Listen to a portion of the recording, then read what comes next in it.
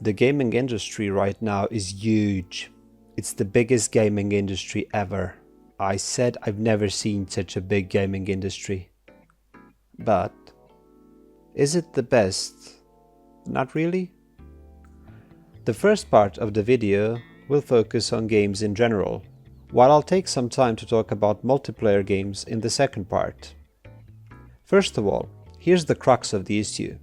If we take a look at a bell curve, which quite neatly shows an average distribution, we can see that most games should fall right in the middle, meaning being average or, good games. But we should also be getting a lower but decent amount of amazing games in proportion to the amount of games released. But we're really not getting them, and here I'd like to share what I think the reasons are. Obviously, not all games can be masterpieces. It takes talent, vision, pretty much free reins of the lead developers with said vision, time, and also luck for it all to work. Most big studios are running on a checkbox policy with management and publishers tightening the reins as they please, which often leads to half-baked products being released that don't even remotely live up to either its potential or the promised gameplay and features. And while in theory this should build a sort of distrust with most gamers and dissuade them from pre-ordering and hyping up games, it doesn't really seem to happen, unfortunately, and they keep getting away with releasing semi-polished turds. Now this next one is a personal opinion and you might disagree, but too many modern games pander to certain propaganda and ideals in an attempt to virtue signal. And while this usually backfires in the end, as those games either get few players or are failing in their core elements or mechanics, I would argue that propaganda is a very detrimental factor that detracts from said elements by making developers focus on other, less important ones. I do not want politics in my games, unless the game world revolves around them in some way or it is tied to the game itself. That propaganda is often shoehorned in, feels extremely unnatural to the rest of the game and breaks immersion by bringing out modern world into our escapist gaming world, which I would say defeats the point. This does not mean I personally have anything against a game that is originally centered on such ideas and values. Free market and all, do your own thing, but don't force it everywhere. Just because you obviously can, obviously doesn't mean that you should. The penultimate general one is that games have become extremely unoptimized and hardware has somewhat stagnated, as in Moore's Law is dead.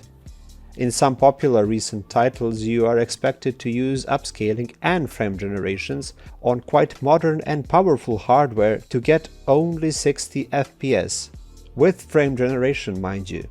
So even if you have the latest and greatest hardware, it does not guarantee you will have a good time, or good performing time at least. Those same games have gotten pretty big install size-wise. See what I did there? Neither do I.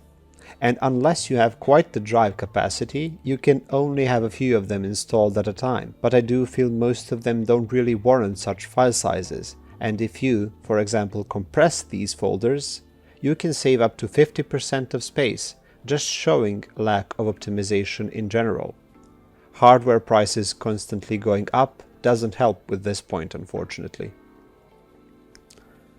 And with all of that in mind, big studio games have gotten more expensive on average, with this most recent price hike raising the base price from the old $60 to the new $70 or even $80 or euros for the base game. But if you pay $100, you can play it 5 days early and beta test it for us. It's wild, to be honest.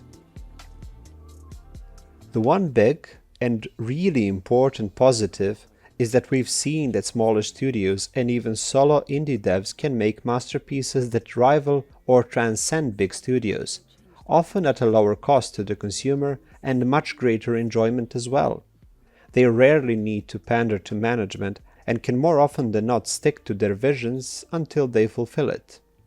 I do wish that this, I would argue obvious observation was a clear indication to big studios on what they should actually focus on and what they should do. Make good, fun games, But again, unfortunately, it doesn't seem to be working out. Time will tell, I suppose. Now, onto my commentary of the state of multiplayer games. I'm not really going to focus on the problem in most PvP games with prevalent cheating that's either really hard to combat or the fact that some don't even really try. I'm not even going to focus on the fact that most popular online multiplayer games that have multiple parts don't innovate. They feel they don't need to, I guess, or sometimes even regress with game mechanics. What I would like to mention first is server quality.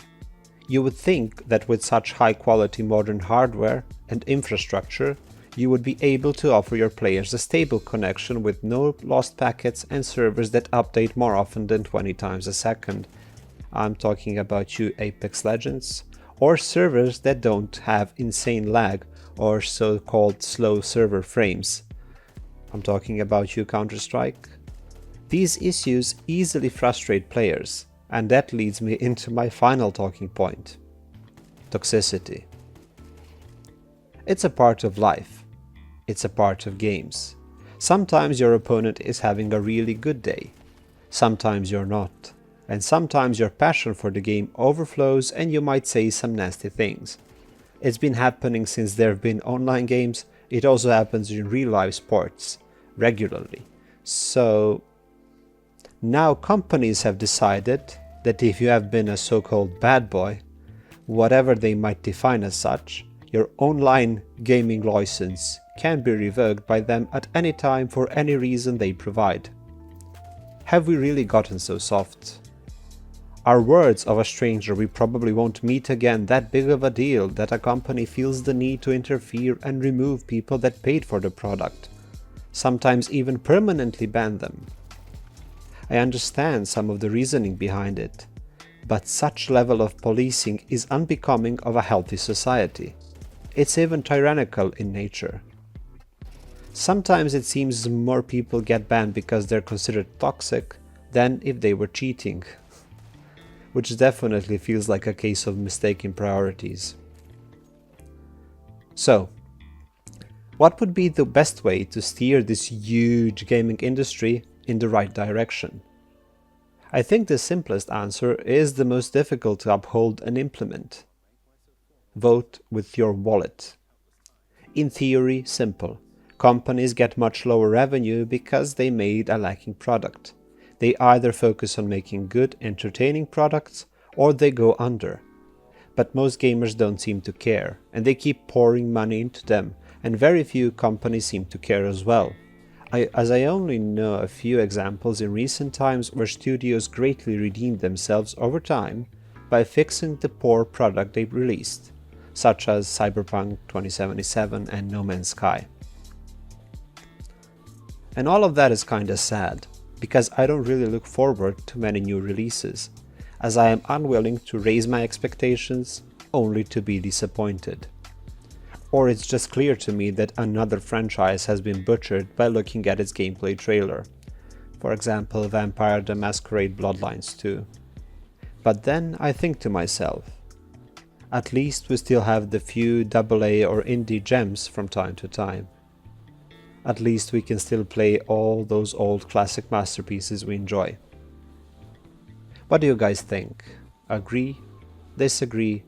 I'd like to hear it. Until next time.